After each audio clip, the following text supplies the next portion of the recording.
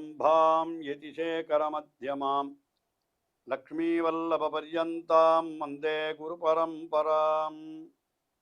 ஆழ்வார்கள் வாழி அருளிச் செயல் வாழி தாழ்வாதுமில் குறவர்தாம் வாழி. ஏழ்வாறுமுய்ய அவர்களுரைத்தவைகள்தாம் வாழி செய்யமறை தன்னுடனே சேர்ந்து. அகலகில்லே நிறையுமென் அலர்மேல் மங்கை உரை மார்பா நிகரில் புகழாய் உலகம் உன்னுடையாய் என்ன யாழ்வானே.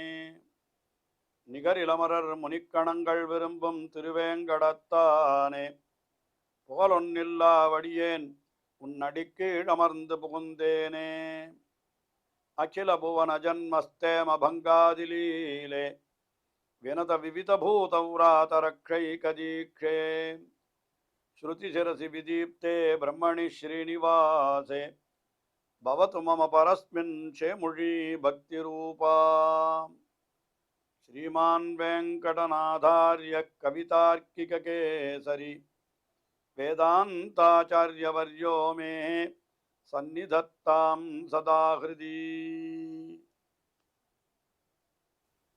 திருவரங்கத்திலே எழுந்தருளியுள்ள எம்பெருமான் திருவரங்கநாதன் அவனுடைய ஸ்ரீ பாதுகைகளை குறித்து ஒரே இரவிலே அருளி செய்ததாய் 1000 ஸ்லோகங்களை கொண்டதாய் இருக்கக்கூடிய அற்புதமான ஸ்தோத்திரம் ஸ்ரீ பாதுகா சகஸ்திரம் என்கிற ஸ்தோத்திரம்.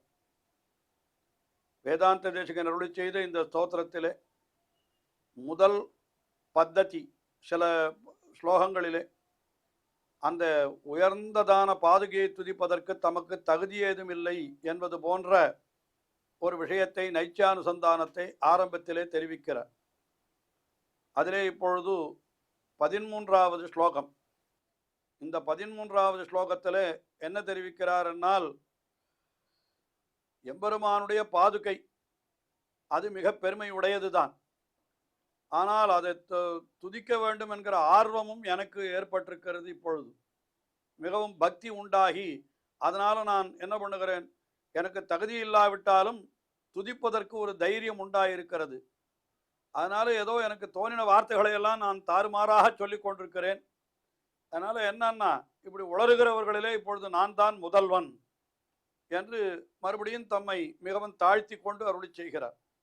எம்பெருமானுடைய பாதுகை துதிப்பதிலே தமக்கு இருக்கக்கூடிய முதல்ல கீழே ஒரு ஸ்லோகத்தில் சொல்கிற பொழுது அஸ்ரத்த தானம் அப்பி என்று சத்திரை இல்லாதவனாய் இருந்த பொழுதும்னு சொன்னார்.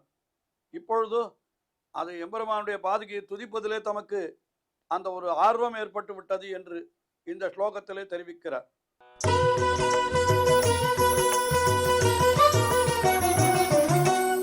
நிசந்தேக நிஜாபகர்ஷ விஷயோத்கர்ஷோபி ஹர்ஷோதய பிரத்யூட கிரம பக்தி வைபவ பவத் வையாத்ய வாசாலிதா ரங்காதீஷ பதத்ர வர்ணன கிருதாரம்பைர் நிகும்பைர் கிராம் நர்மஸ்வாதிஷு வெங்கடேஷ கவிஹி நாசீரமாசீததி. இந்த ஸ்லோகத்திலே அந்த பாதுகையினுடைய பெருமை அது எப்படிப்பட்டது என்னால், நிசந்தேக நிஜ அபகர்ஷம், உண்மையிலே தம்மை பற்றி சொல்லுகிற பொழுது சந்தேகம் இல்லாமல் எனக்கு தாழ்வுதான் உண்டு. நான் மிகவும் தாழ்ந்தவன், எனக்கு ஒரு யோக்கியத்தையும் கிடையாது. தம்மை பற்றி சொல்லிக் கொள்ளுகிறார். அதாவது தம்முடைய தாழ்வு நன்னாக தெரியறது, என்னுடைய தாழ்வு எனக்கு நன்னாவே தெரியறது. அதே சமயத்தில் பாதுகை எப்படி இருக்கிறதுன்னா, விஷய உத்கர்ஷ அப்பி, அந்த விஷயம் என்னால்னா ஸ்தோத்திரத்திற்கு விஷயமாக இருக்கிற பாதுகை அது மிக மிக உயர்ந்ததாக இருக்கிற பொழுதும் சந்தேகம் இல்லாமல் எனக்கு தாழ்வு இருக்கிறது என்று தெரிந்தாலும், சந்தேகம் இல்லாமல் என்னாலே துதிக்கப்படுகின்ற அந்த பாதுகை என்கிறது மிக மிக உயர்ந்தது. அதை துதிப்பதற்கு எனக்கு எந்த தகுதியும் இல்லாமல் இருக்கிறது என்று இவை தெரிந்தாலும் கூட நான் என்ன பண்ணுகிறேன் என்னால், என்னுடைய ஹர்ஷோதயம், ஹர்ஷோதயம் என்னால் சந்தோஷம் உண்டாயிருக்கிறது. இதை துதிக்க வேண்டும் என்கிற ஒரு ஆர்வம், அதனால என்ன ஆயிடுது, என்னுடைய அந்த தயக்கமெல்லாம் போக்கடிக்கப்பட்டு விட்டது. பிரத்யூடக்கிரம எல்லாம் போக்கடிக்கப்பட்டு விட்டது என்னுடைய தயக்கம். அதனால பக்தி எனக்கு ஏற்பட்டு அந்த பக்தியினாலே நான் என்ன பண்ணுகிறேன் என்னால், இப்படிப்பட்ட ஒரு ஸ்தோத்திரத்தை பண்ணுகிறேன். அதில் இருக்கக்கூடிய அந்த தைரியத்தினாலே ஒரு ஸ்தோத்திரத்தை பண்ணுகிறேன். பவத் வையாத்திய வாசாலிதா. அந்த உண்டாயிருக்கிற தைரியத்தினாலே நான் ஏதோ சில வார்த்தைகளை சொல்லுகிறேன். உண்மையிலே இந்த வார்த்தைகள் எல்லாம் நிந்திக்கக்கூடிய வார்த்தைகள் தான் அவை. அவைகளைத்தான் நான் சொல்லுகிறேன். சொல்லுகிறவன் யார்? வெங்கடேஷ கவிஹி என்று தம்முடைய திருநாமத்தையும் இந்த ஸ்லோகத்திலே பொறித்துக் கொள்ளுகிறார். அந்த வெங்கடேஷ கவியானவன் நான் எப்படிப்பட்டவன்? என்னுடைய தாழ்வையும் நான் நன்றாக அறிந்திருக்கிறேன், அந்த பாதுகையினுடைய உயர்வையும் நன்றாக அறிந்திருக்கிறேன். இருந்தாலும் அதை துதிக்க வேணும் என்ற ஒரு ஆர்வம், அந்த மகிழ்ச்சி, அந்த சந்தோஷத்தினாலே என்ன ஆகிவிட்டது? என்னுடைய அந்த பயமெல்லாம் போக்கடிக்கப்பட்டு விட்டது. நான் இப்பொழுது அந்த வெங்கடேஷ கவியான நான் இப்பொழுது அந்த ரங்கநாதனுடைய திருவடிகளை காப்பாற்றுகின்றதான அந்த பாதுகை, அதாவது ரங்காதீஷ பதத்திர, என்னால் அந்த பதத்திர வர்ணன கிருத்தம், என்னால் இந்த ஸ்தோத்திரம் பண்ணுகிறதிலே நான் இப்பொழுது இறங்கி இருக்கிறேன். ஆரம்பைஹி, பிரயத்தனத்தை செய்தவனாய் இருக்கிறேன். என்னுடைய வார்த்தைகள், அந்த வார்த்தைகள் எல்லாம் எப்படிப்பட்டது? உண்மையிலே நான் இப்படி ஸ்தோத்திரம் பண்ணுவது என்பதை கூட உண்மையிலே பார்த்தால் தகாதுதான். ஆனால் ஏன் ஸ்தோத்திரம் பண்ணுகிறேன்? அந்த சந்தோஷத்தினாலே ஸ்தோத்திரம் பண்ணணும்னு எனக்கு ஒரு ஆர்வம் ஏற்பட்டு விட்டது. அதனால ஸ்தோத்திரம் பண்ணுகிறேன். இதனால என்ன ஆயிடுதுன்னா, நான் எப்படிப்பட்டவனாகிவிட்டேன்? நர்மஸ்வாதிஷு நாசீரம் ஆசீததி. இப்படி விளையாட்டாக காரியம் செய்கிறவர்களுக்கு, தாறுமாறாய் பிதத்தி கொண்டு விளையாடுகிறவர்களுக்கு, அவர்களிலே நான் இப்பொழுது முதல்வனாகி விட்டேன்.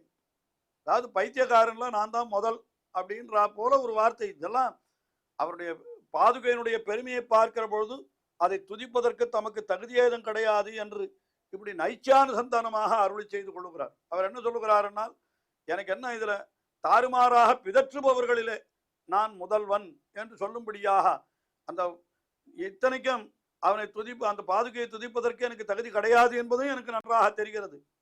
அந்த பாதுகை மிக மிக உயர்ந்தது என்கிறதும் எனக்கு நன்றாக தெரிகிறது. ஆனாலும் ஏதோ ஒரு உற்சாகத்துல என்ன பண்ணுகிறேன், அந்த பாதுகையை துதிக்க தொடங்குகிறேன். அப்பொழுதும் என்னுடைய வாயிலிருந்து மிகவும் நீச்சமான வார்த்தைகள் தான் வெளிவருகின்றன. இதனால என்ன ஆகிறதுன்னு கேட்டா, தகுதி இல்லாதவன் துதிக்கிறான் என்று என்னை எல்லாரும் சொல்லும்படியாக நான் பிதற்றுபவர்களிலே முதல்வனாய் என்றோ இப்பொழுது இருக்கிறேன் என்று அப்படி தம்மை ஒரு விதமாக சொல்லிக் கொள்ளுகிறார். அதற்கு அடுத்தபடியாக 14வது ஸ்லோகம். இந்த 14வது ஸ்லோகத்துல என்ன சொல்லுகிறாருன்னால், அந்த பாதுகையே பார்த்து உன்னை ஸ்தோத்திரம் பண்ண வேணும்னு நான் நினைத்து கொண்டிருக்கிறேன். என்னுடைய வாக்கிலிருந்து நல்ல சப்தங்கள் அப்படியே பெருக்கெடுத்து ஓட வேண்டும். அதற்கு நீயே அனுகிரகம் பண்ண வேணும் என்று அந்த பாதுகையே பிரார்த்தித்துக் கொள்கிறார். நல்ல வார்த்தைகள் என்னுடைய வாயிலிருந்து வர வேண்டும். பிராட்டியை ஸ்தோத்திரம் பண்ண பொழுது ஸ்ரீகுணரத்ன கோஷத்திலே பராசர பட்டர் அவரும் கூட இப்படி பிராட்டியை துதிப்பதற்கு எனக்கு தகுதி கிடையாது என்று சொன்னவர்.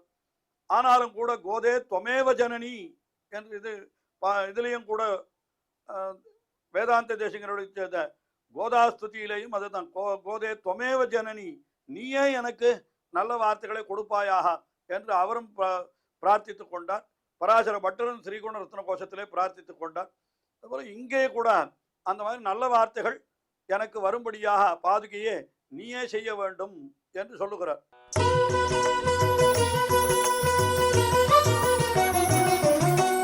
ரங்காக்ஷ்மாபதி ரத்னபாது பவதீம் துஷ்டூஷதோ மேஜவாத் ஜிரும்பந்தாம் பவதீய சிஞ்சித சுதா சந்தோக சந்தேகதாக ஸ்லாகா கூர்ணித சந்திரசேகர ஜடா ஜங்கால கங்காபயः திராசாதேச விஷங்கல பிரசரணோத்சிக்தாக ஸ்வயம் சூக்தயः. என்னுடைய வாக்கிலிருந்து நல்ல வார்த்தைகள் வெளிவர வேண்டும். ரங்கக்ஷ்மாபதி ரத்னபாது, அந்த ரங்கநாதனுடைய ரத்ன பாதுகையே என்று அந்த பாதுகையை குறித்து விழித்து அதை சம்போதனம் பண்ணி சொல்லுகிறார். பவதீம் துஷ்டு தோமி, உன்னை நான் ஸ்தோத்திரம் பண்ணணும்னு நான் தொடங்குகிறேன் இப்பொழுது. அப்படிப்பட்ட எனக்கு என்ன பண்ணணும்? ஜவாத், என்னால் உடனே அது வேகமாக வர வேண்டும்.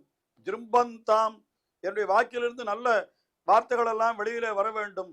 அந்த வார்த்தை வர வேண்டும். வார்த்தை அது எப்படி இருக்க வேண்டும் என்றால், பவதீய சிஞ்சிதா சுதோ சந்தோக சந்தேகதாக, அதாவது பெரிய அமிர்தம் போல இருக்க வேண்டும். அதாவது உன்னுடைய அமிர்தம் பவதீயா சுதா சிஞ்சித, உன்னுடைய அமிர்தம் போன்ற சப்தத்தினுடைய அந்த சந்தோகம் கூட்டம், அதனுடைய கொடுக்கும்படியாக, சந்தேகத்தை கொடுக்கின்றனவாய் இருக்க வேண்டும்.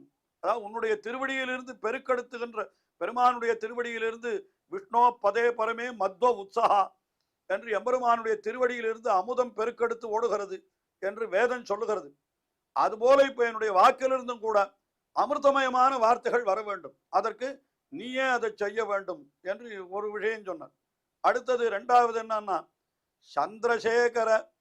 சந்திரசேகரன் என்னால் சிவன், அவனுடைய ஜடா ஜங்கால கங்காபயா அது திராசாதேசா, அந்த கங்கை அந்த சங்கரன் சடையிலிருந்து அது பெருக்கெடுத்து ஓடுகிறது பெருசா. இப்ப என்ன பண்ணணும்னா, அந்த பெருக்குக்கும் பயத்தை ஏற்படுத்தும்படியான பெருக்கு என்னுடைய வாயிலிருந்து வர வேண்டும். அப்படிப்பட்ட என்ன வார்த்தை என்னுடைய வாயிலிருந்து தானாகவே அது எனக்கு வர வேண்டும். அதற்கு பாதுகையே நீதான் அருள் செய்ய வேண்டும் என்று சொல்லுகிறார்.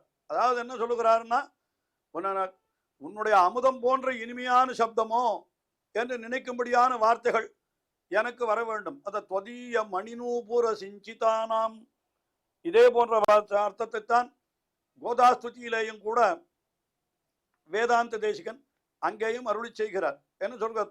கோதே துவமேவ ஜனனி தொதிய நூபுர சிஞ்சிதானாம், உன்னுடைய அந்த நூபுரத்தினுடைய ஒலி எவ்வளவு அழகா இருக்குமோ அது போன்ற ஒலி என்னுடைய வார்த்தையிலிருந்து வர வேண்டும். அது அந்த மாதிரியான சப்தங்கள் எனக்கு வர வேண்டும் என்று அங்கே பிரார்த்தித்துக் கொண்டார். அதே போல இங்கேயும் என்ன சொல்லுகிறார் என்னால், இந்த உன்னை ஸ்தோத்திரம் பண்ண வேணும்னு நான் நினைத்து கொண்டிருக்கிறேன். உன்னுடைய அமுதம் போலே இனிமையான சப்தமோ என்று எல்லாரும் சந்தேகிக்கும்படியான சப்தங்கள் என்னுடைய வாக்கிலிருந்து வர வேண்டும். ஒன்று. இரண்டாவது, பெருமாளிடத்துல மிகவும் பக்தனான சிவன், அவன் தலையில கங்கா ஜலத்தை வைத்துக் கொண்டிருக்கிறான். அது கங்கை பெரிய ஆறாக பிரவகிக்கிறது. அதற்கும் பயத்தை ஏற்படுத்தும்படியாக அப்படிப்பட்ட ஒரு பெருக்காக என்னுடைய வார்த்தைகள், அதாவது என்னுடைய வாயிலிருந்து வரக்கூடிய வார்த்தைகள் அமைய வேண்டும். அதற்கு நீயே அனுகிரகம் பண்ண வேணும் என்று இந்த ஸ்லோகத்திலே அப்படி அந்த நல்ல வார்த்தைகள் தம்முடைய வாக்கிலிருந்து வர வேண்டும் என்று பாதுகையே பார்த்து வேண்டுவதாக இந்த 14வது ஸ்லோகம் அமைந்திருக்கிறது. தொடர்ந்து அனுபவிப்போம். ஸ்ரீயக்காந்தாய கல்யாண நிதயே நிதயேர்த்தினாம் ஸ்ரீவேங்கட நிவாசாய ஸ்ரீனிவாசாய மங்களம். ஸ்ரீமத் சுந்தர ஜாமா திருமுனிமான சவாசினே சர்வலோக நிவாசாய ஸ்ரீனிவாசாய மங்களம்.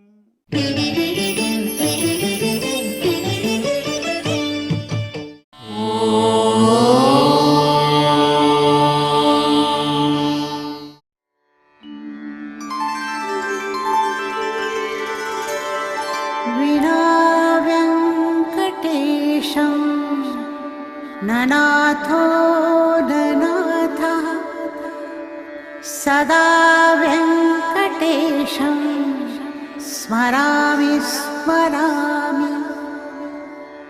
हरे वेङ्कटेश प्रसीद प्रसीद.